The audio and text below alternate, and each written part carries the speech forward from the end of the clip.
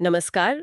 भारत का energy sector ना बहुत तेजी से बदल रहा है। जी हाँ, बिल्कुल। हम देख रहे हैं कि घरों में, दफ्तरों में जो पुराने बिजली के मीटर थे, उनकी जगह अब नए स्मार्ट मीटर ले रहे हैं। हाँ, ये एक बहुत बड़ा बदलाव है जो अभी चल रहा है। तो आज हम इसी पर थोड़ी गहराई से बात करेंगे, समझेंगे कि भारत में ये स्मार्ट मीटर लग कैसे रहे हैं और खास तौर पर इनसे जुड़ी जो कनेक्टिविटी है, मतलब इनका जुड़ना और जो डेटा इनसे मिलता है, उसमें क्या चुनौतियां आ रही हैं। बिल्कुल, और हमारे पास कुछ रिसर्च पेपर्स और लेख भी हैं इस पर, जिनसे हम समझने की कोशिश करेंगे कि ज़मीनी हकीकत क्या है। हाँ, तो देखेंगे कि ये मीटर क्यों जरूरी हैं, कैसे काम करते हैं और सबसे जरूरी, जैसा आपने कहा, कनेक्टिविटी और डेटा की जो दिक्कतें हैं वो क्या हैं और क्यों मायने रखती हैं। चलिए शुरू करते हैं। तो सबसे पहले ये पुराने मीटरों में ऐसी क्या खास दिक्कत थी कि हमें इतने बड़े पैमाने पर स्मार्ट मीटर लगाने पड़ रहे हैं। मतलब क्या प्रॉब्लम थी असल में।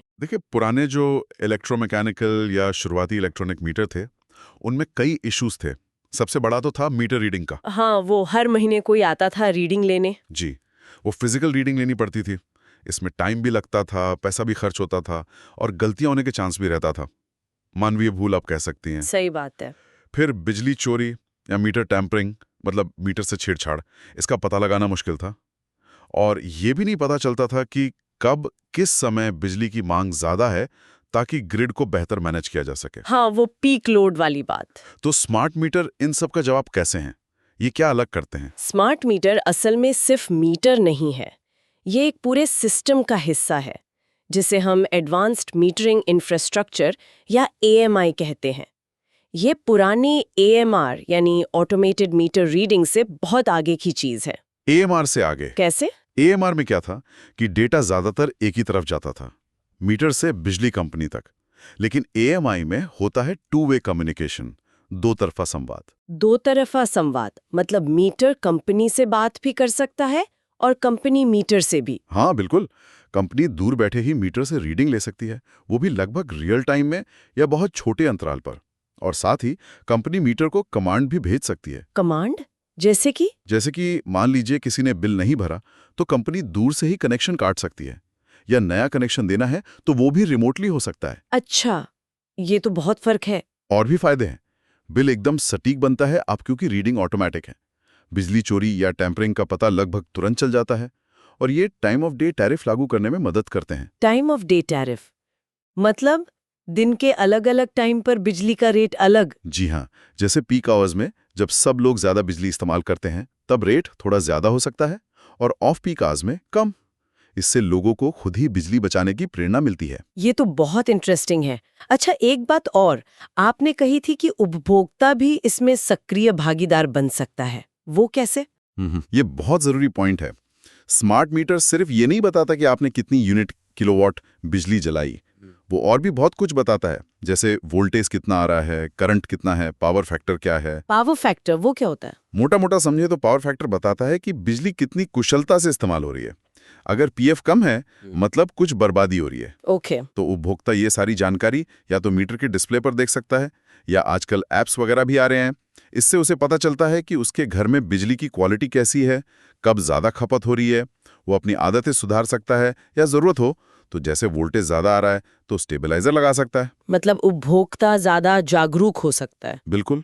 टेक्नोलॉजी भी धीरे धीरे विकसित हुई है। पहले एएमआर था, फिर एएमआर प्लस आया जिसमें थोड़ी और जानकारी मिलती थी, और अब एएमआई है जो पूरी तरह से दो तरफा संवाद वाला सिस्टम है। ठीक है, तो फायदे तो साफ नजर आ रहे हैं। अब जरा अंदर की बात करते हैं। ये स्मार्ट मीटर काम कैसे करता है, मतलब इसके मुख्य हिस्से क्या होते हैं? बहुत टेक्निकल नहीं, पर एक आइडिया मिल जाए। जरूर। देखिए, मोटा मोटा इसमें 4 मेन ब्लॉक होते हैं। पहला है सेंसिंग और मेजरमेंट। ये हिस्सा असल में बिजली की खपत को नापता है। इसकी एक्यूरेसी मतलब सटीकता बहुत जरूरी है बिलिंग के लिए। हाँ, बिल तो सही बनना चाहिए। बिल्कुल। दूसरा हिस्सा है प्रोसेसिंग और कंट्रोल यूनिट। आप इसे मीटर का दिमाग समझ सकती हैं। एक माइक्रो कंट्रोलर होता है जो सेंसिंग वाले हिस्से से डेटा लेता है, उसे प्रोसेस करता है, डिस्प्ले के लिए तैयार करता है और आगे कम्युनिकेशन के लिए भी भेजता है। ओके, दिमाग हो गया, और इसको चलाने के लिए बिजली? हाँ, वो तीसरा हिस्सा है पावर सप्लाई यूनिट। ये मीटर के सारे इलेक्ट्रॉनिक सर्किट को पावर देता है। इसमें अक्सर एफिशिएंट टेक्नोलॉजी जैसे एसएमपीएस यूज होती है। और हाँ, बिजली चली जाए तो भी कुछ देर काम चलता रहे, इसके लिए बैटरी बैकअप भी होता है और वोल्टेज के उतार चढ़ाव से बचाने के इंतजाम भी होते हैं। ठीक है। और चौथा हिस्सा, जो शायद आज की हमारी बातचीत के लिए सबसे अहम है। जी हाँ, चौथा और सबसे क्रिटिकल हिस्सा है कम्युनिकेशन इंटरफेस। यही वो पार्ट है जो मीटर को बाहरी दुनिया से जोड़ता है। बिजली कंपनी के सर्वर तक डेटा भेजना, वहां से कमांड लेना, ये सब इसी के जरिए होता है। इसी से मीटर स्मार्ट बनता है। समझ रही। और इन सबको सालों साल भरोसे के साथ चलना है, जैसे पुराने मीटर चलते थे। बिल्कुल, विश्वसनीयता बहुत जरूरी है। तो चलिए अब इसी कम्युनिकेशन वाले हिस्से पर आते हैं। यहीं पर शायद असली चुनौतियां शुरू होती हैं, खासकर भारत जैसे देश में। ये मीटर कंपनी से जुड़ते कैसे हैं? क्या टेक्नोलॉजीज इस्तेमाल होती हैं? कई तरह की टेक्नोलॉजीज हैं। कुछ वायर्ड हैं, मतलब तार वाली, जैसे RS455 या PLC पावर लाइन कम्युनिकेशन, जिसमें डेटा बिजली की तारों से ही जाता है। अच्छा, बिजली की तारों से ही डेटा। हाँ, और फिर हैं वायरलेस तरीके। इनमें सबसे कॉमन है मोबाइल नेटवर्क का इस्तेमाल, GPRS, यानी 2G, 3G, 4G, और अब तो 5G की भी बात हो रही है। मोबाइल नेटवर्क जैसा हमारे फोन में होता है। हाँ, वैसा ही सिम कार्ड मीटर में भी लग सकता है। इसके अलावा वाईफाई, जिगबी जैसे शॉर्ट रेंज ऑप्शंस भी हैं, और लोरा या सिगफॉक्स जैसे long range low power network भी हैं। RF मैश नेटवर्क भी एक विकल्प है, जिसमें मीटर एक दूसरे से बात करके डेटा आगे बढ़ाते हैं। तो काफी सारे विकल्प हैं। लेकिन क्या ये सब हर जगह काम करते हैं? भारत में तो कहीं पहाड़ हैं, कहीं घनी बस्तियां, कहीं बेसमेंट में मीटर लगे होते हैं। क्या मोबाइल सिग्नल हर मीटर तक पहुंच पाता है? यही तो असल चुनौती है। आपने बिल्कुल सही नस पकड़ी है। कनेक्टिविटी एक बहुत बड़ा मुद्दा है। जरूरी नहीं कि हर जगह हर मीटर तक सिग्नल आसानी से पहुंच जाए। और अगर सिग्नल पहुंच भी जाए तो क्या डेटा हमेशा सही सलामत बिना किसी गड़बड़ी के पहुंचता है? एक रिसर्च पेपर OSTI.gov वाला तो कुछ और ही इशारा कर रहा है। हाँ, वो पेपर साफ कहता है कि स्मार्ट मीटर से मिलने वाला डेटा पुराने स्काडा सिस्टम के डेटा जितना भरोसेमंद शायद ना हो। स्काडा सिस्टम ज्यादा कंट्रोल होते हैं। स्मार्ट मीटर डेटा में देरी हो सकती है, मतलब लेट पहुंचे, या डेटा में गड़बड़ी हो सकती है, या डेटा मिसिंग हो सकता है, मतलब गायब ही हो जाए। डेटा गायब, जैसे फोन पर बात करते करते आवाज कट जाती है। कुछ वैसा ही समझ लीजिए। सिग्नल कमजोर होने से, नेटवर्क में भीड़ होने से, या किसी और तकनीकी कारण से मीटर से भेजा गया डेटा रास्ते में ही खो सकता है या कंपनी तक पहुंच ही नहीं पाता। और ये कोई छोटी मोटी बात नहीं, ये काफी आम समस्या बताई गई है। तो इसका असर क्या होता है अगर डेटा बीच बीच में गायब हो रहा है? असर कई लेवल पे होता है। सबसे पहला तो बिलिंग पर। अगर किसी पीरियड का डेटा ही नहीं है तो बिल कैसे बनेगा? अंदाजा लगाना पड़ेगा। हाँ, अंदाजे से तो फिर वही पुरानी दिक्कतें आ सकती हैं। बिल्कुल। दूसरा, बिजली कंपनी को ग्रिड मैनेज करने में दिक्कत आती है। उन्हें पता ही नहीं चलेगा कि असल में किस इलाके में कितनी बिजली इस्तेमाल हो रही है, वोल्टेज कैसा है। सोचिए, जब सोलर पैनल और इलेक्ट्रिक गाड़ियों का लोड बढ़ेगा, तब तो ये जानकारी और भी जरूरी होगी ना। सही बात है।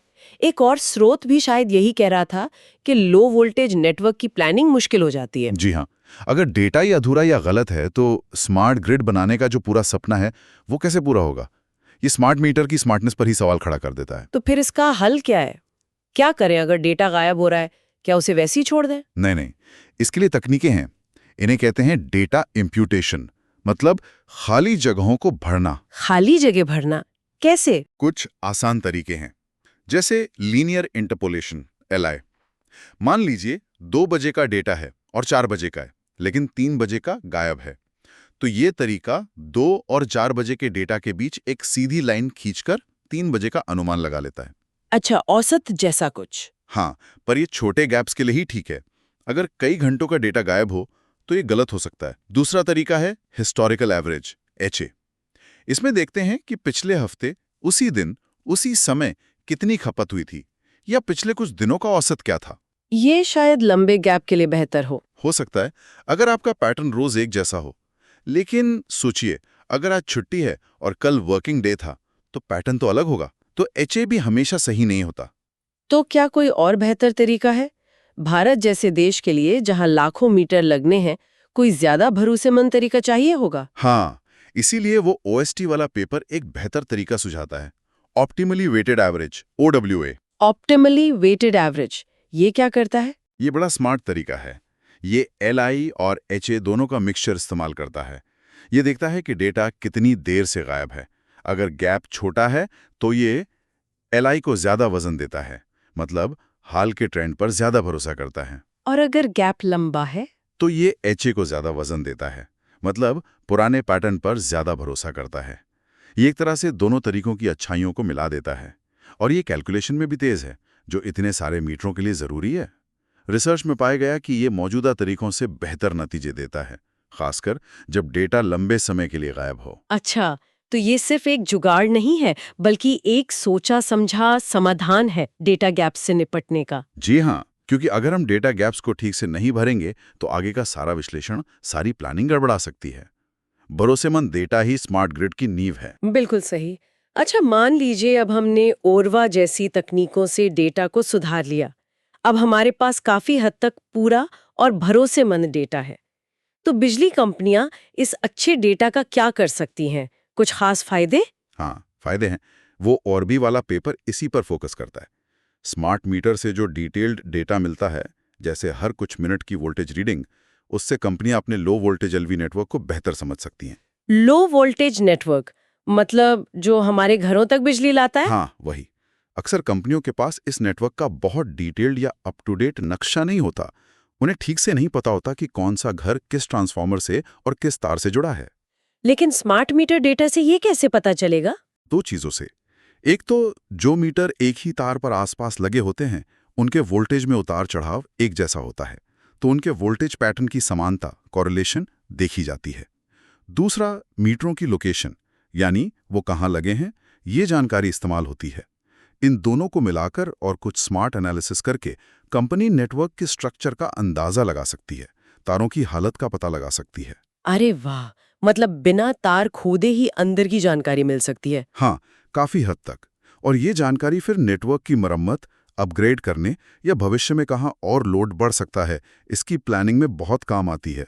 ये तो हुई कंपनी की बात। अब आते हैं आम उपभोक्ता पर।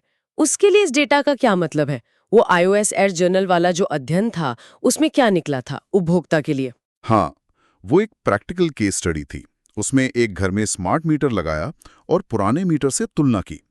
तो पहली बात तो ये कि स्मार्ट मीटर ने सिर्फ यूनिट्स किलोवाट आवर ही नहीं बताई, बल्कि voltage, current, power factor, KVA जैसी कई चीजें लगातार दिखाईं। और उस घर के केस में इन एक्स्ट्रा चीजों से क्या पता चला? उसमें पता चला कि उस घर में वोल्टेज अक्सर नॉर्मल से ज्यादा रहता था, हाई वोल्टेज, और पावर फैक्टर काफी कम था। हाई वोल्टेज तो उपकरणों के लिए अच्छा नहीं होता है ना? नहीं, बिल्कुल नहीं। उससे उपकरण जल्दी खराब हो सकते हैं। और कम पावर फैक्टर का मतलब था कि बिजली ठीक से इस्तेमाल नहीं हो रही, कुछ वेस्टेज है। ये जानकारी पुराने मीटर से मिली भी सकती थी। तो ये पता चलने से उपभोक्ता क्या कर सकता है? वो या तो बिजली कंपनी को बता सकता है या खुद ही उपाय कर सकता है, जैसे हाई वोल्टेज के लिए स्टेबलाइजर लगा ले या पावर फैक्टर सुधारने के लिए कैपेसिटर बैंक। हालांकि ये घरों में कम होता है। इससे उसके उपकरण भी बचेंगे और शायद बिजली बिल भी थोड़ा कम हो। और क्या उस स्टडी में टोटल बिजली की खपत में कोई अंतर आया दोनों मीटर में? नहीं, खास नहीं। एक हफ्ते में स्मार्ट मीटर ने लगभग 29.019 किलोवाट आवर और पुराने इलेक्ट्रॉनिक मीटर ने 29 किलोवाट रीडिंग दी। मतलब रीडिंग तो सही आ रही थी, पर जो एक्स्ट्रा जानकारी मिली वो कीमती थी। उस स्टडी में समय के साथ PF और पीक लोड के ग्राफ भी थे, जिससे पैटर्न समझने में मदद मिलती है। तो कुल मिलाकर देखें तो स्मार्ट मीटर वाकई गेम चेंजर हो सकते हैं।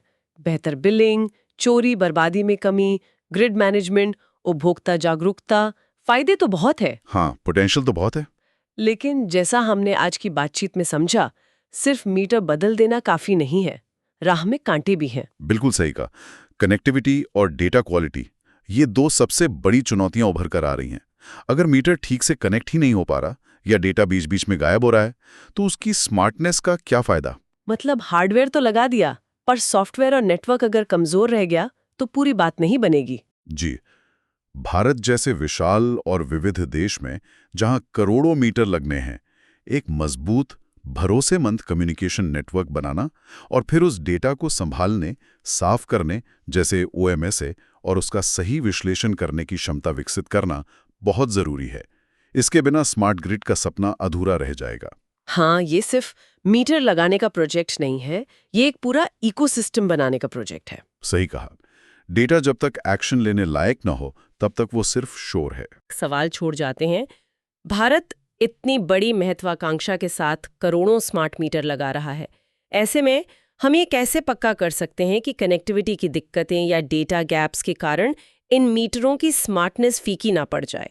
वो क्या ठोस कदम उठाने होंगे जिनसे ये सुनिश्चित हो कि स्मार्ट मीटर जिन लाभों का वादा करते हैं वो सच में लोगों तक पहुंचें?